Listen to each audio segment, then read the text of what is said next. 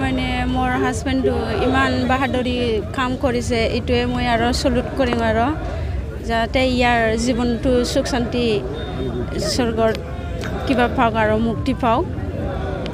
এইটোৱে মোৰ আৰু ক'ব লগা আৰু উগ্ৰপন্থীৰ বিৰুদ্ধে যুঁজ দিছিল তাৰ ফলত আপোনাৰ স্বামীৰ মৃত্যু হৈছে মনটো কেনেকৈ লাগিছে তেওঁক হেৰুৱাইছে তথাপিও তেওঁ গৌৰৱ কৰিহে আনিছে কেনে লাগিছে দুখো লাগিছে বহুত দুখ লাগিছে ইমান কষ্ট কৰি আছিলে এতিয়া কি কৰিব আৰু উপায় নাই আৰু নিজে বাহাদুৰিটো আৰু দেশৰ কাৰণে সেৱা কৰি কিনি আপোনালোকৰ ল'ৰা কেইটা এটা কিমান বছৰ হৈছে তাৰ 5 বছৰ চৰকাৰক কিবা ক'ব চাকৰি দি দিব কৈছে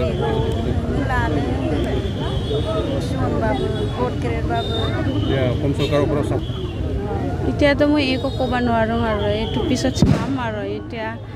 এইটো ভাবা নাই আৰু এতিয়া মোৰ হাজবেণ্ডৰ জীৱনটোৱে ভাবি আছিল আৰু মই এতিয়া